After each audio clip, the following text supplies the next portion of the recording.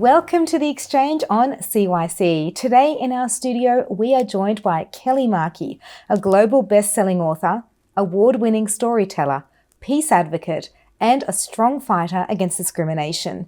Kelly boldly takes on new challenges, leaving her mark wherever she goes. With confidence and a wealth of experiences, she is dedicated to building strong families and education. Kelly has had a successful career with numerous awards and speaks 4 languages, working extensively with diverse ethnic and cultural groups. Kelly Markey, I am so excited to be interviewing you today, and thank you so much for your time. I am inspired by your journey, and I would love for you to tell us what inspired you to start writing, and where do you draw your inspiration from for your writing?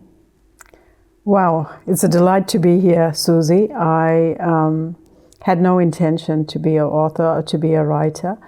It happened during COVID lockdown. I felt compelled to write. So I have all this lived experience that I found people reaching out to me from around the world when I guess the apple cart had tumbled and we didn't know whether we were going to come out of COVID alive. And people were reaching out because I think they sensed a sense of resilience in me, and no matter what life threw at me, I always got up and, had another try. So I decided, okay, I will put pen to paper and write about my lived experience and share it just in case I didn't get out of lockdown.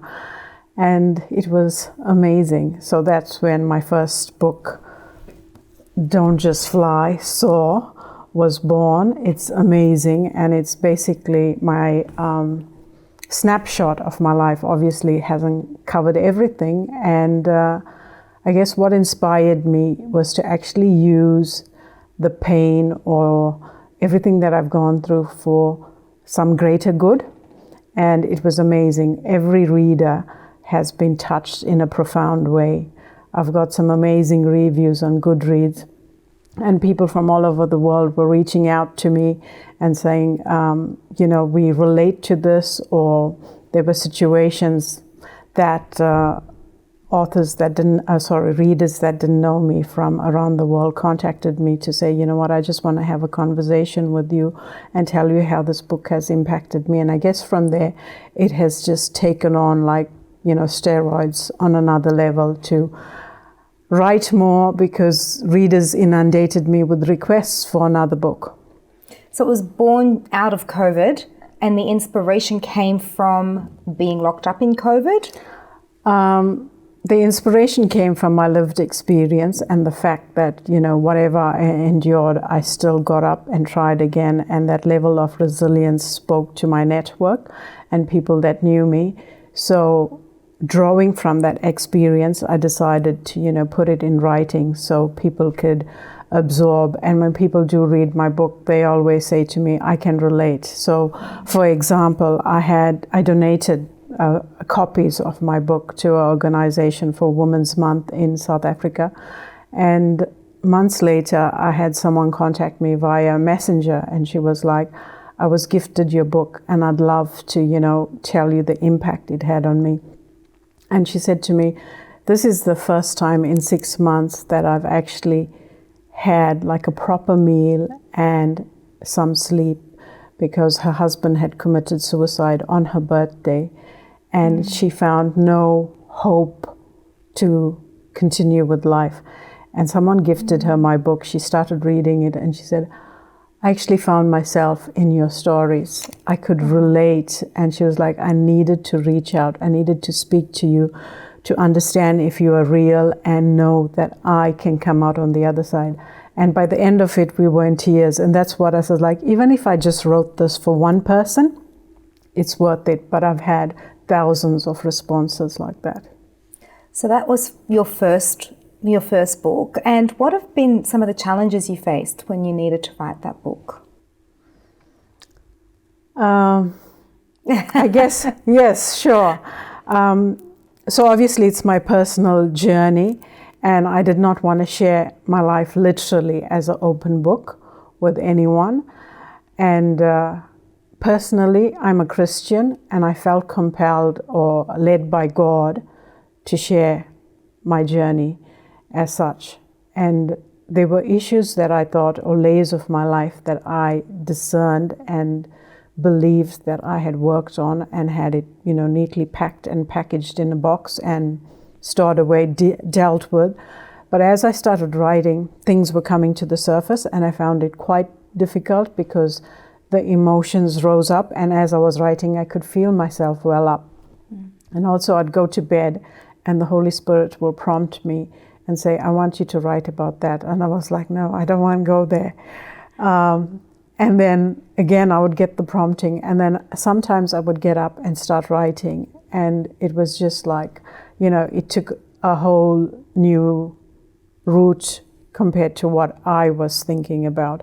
And when people read it, they just so relate to it. And even when I look back at it and I think, wow, I can't believe I wrote that, because it's authentic, it's raw, there's no fluff. And I think that's why my readers identify with it, because it's so natural and organic.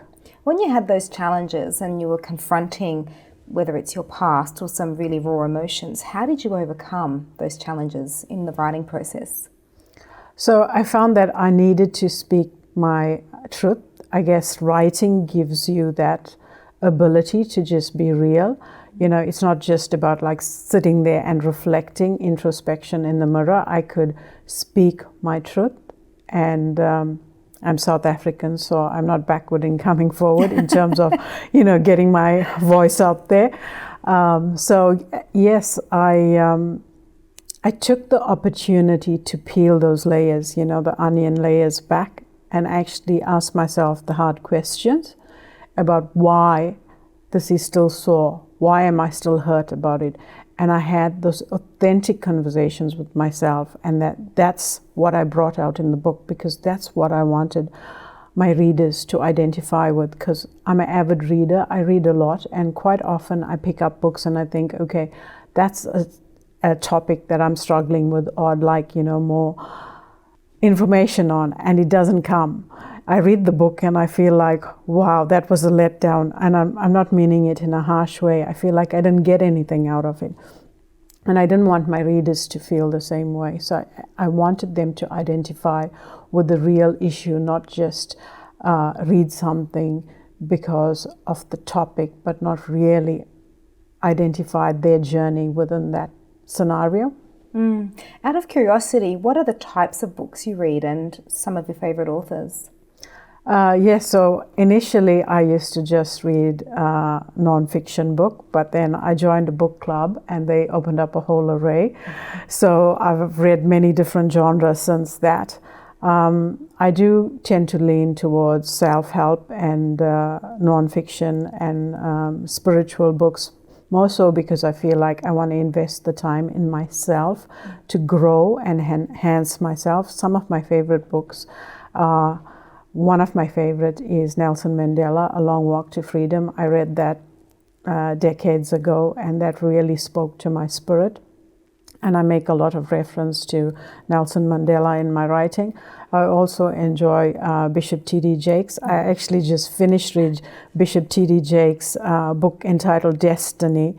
And that was when I decided to write, because at the end of the book he said, okay, what are you going to do about this now?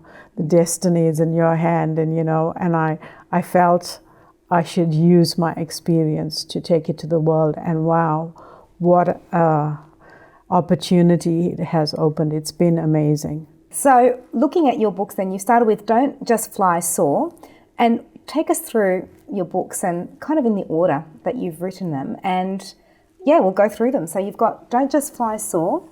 Yes, so this is the initial memoir, and it's got 25 self-help as well.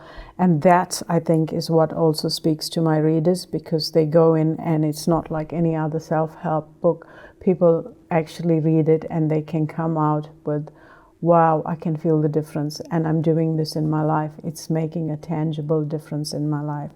And I was also interviewed, by numerous newspapers, radio and television.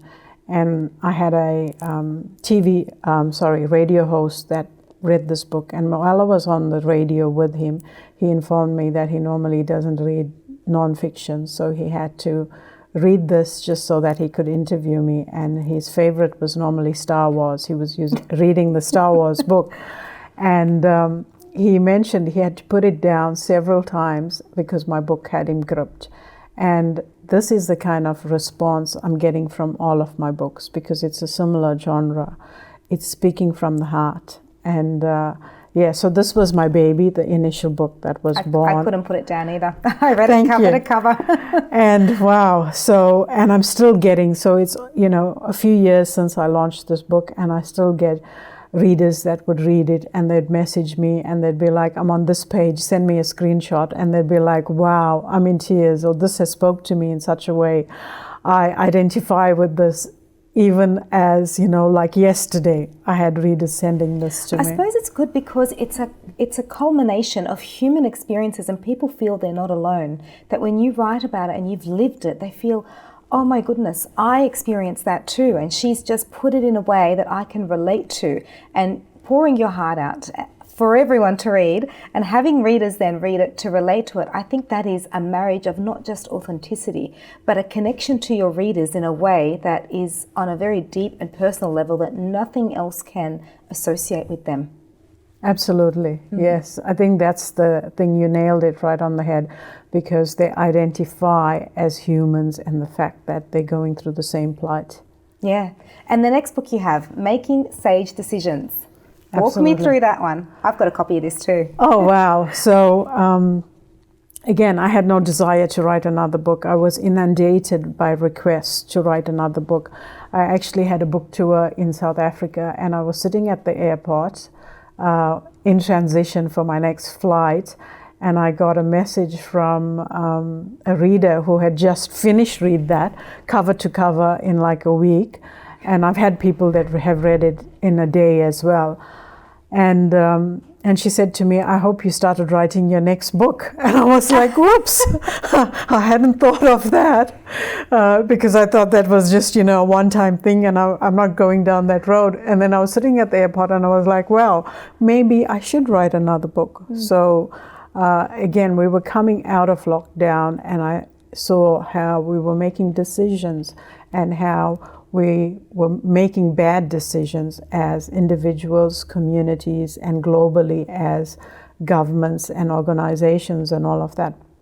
So I thought, maybe dabble on the subject of making those sage decisions. So this is actually a little bit different from my first book. My first one was more personal experience. This is delving into specific use cases from history, but also in the future, how we can actually, streamline and align our history and make better decisions by learning from the things of the past. And again, this was amazing. So I sent this manuscript to 2 universities, and it was actually nominated by 2 professors for the Nobel Prize.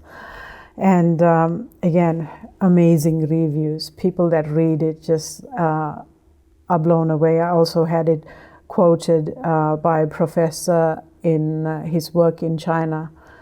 So amazing feedback from my readers. They identify with it, and it's professional development as well for people. So it's a great book for university scholars and for individuals. So 2 Nobel Prize nominations, and obviously we all know it was Einstein that said, if you do something the same thing over and over and expect a different result, that's the definition of insanity. So I think you've written a book where you've laid on the line and said, this is what we've done, hasn't worked, how can we make better decisions in the future so we're not history repeating itself and doing the same thing again. And that it's up for 2 Nobel Prizes is what, the nomination was just such an incredible, I don't know, how would you respond to something like that when someone said you've been nominated for a Nobel Prize, 2 Nobel Prizes? I know, it's pretty mind-blowing. Again, I look back and I think, I don't even see myself as an author or a writer, and just like having to put my lived experience, like the first book, Making Sage Decisions, I wrote it in 10 days because it's my lived experience. I could do that. And looking at sage decisions, making sage decisions, again, I've lived and worked in 5 different countries, so I've got lots of global and commercial experience behind me. And from that, it's all the different communities that I've worked with. It's bringing those lived experience to the table and looking at what was going on, during COVID. I think there were so many learning experiences that we all could have gleaned from. So it's bringing all of that to the table, but it's also looking at, deeper use cases. One of the examples that I talk about, there's so many, and every one that people read in every chapter, they go like, oh wow. So one of the things I touched on was a man that was on death sentence, and he wanted to donate his kidney, and people found that so they wanted to extend, his death sentence day so he could make the donation. And there was this debate, should it be allowed or not? Is it ethical or not? Is he doing a good deed to redeem himself? What about the person that would receive the kidney? And I talk about, how do we make those good decisions? Who are we to judge? Where do you sit? And the same, I've got a whole chapter. I was born in South Africa, and during COVID, I watched the country go through the plight of losing people from COVID, but also the corruption where money was given to the country to help with the COVID case, but it was used in a bad way, and people were murdered that tried to step in and, speak about it. So I talk about all of that and like, how are we making decisions here and now, but also the decisions that are impacting the future generation, and how that creates a world that is forever, going to impact lives. So there's so many amazing gems in each chapter that people would read it and they'd go, wow, I never thought of it that way. And it really speaks to people. Well, if you've been enjoying the discussion so far that we've been having with Kelly Markey, global best-selling author, tune into part 2 as we delve more into Kelly's insights and personal stories.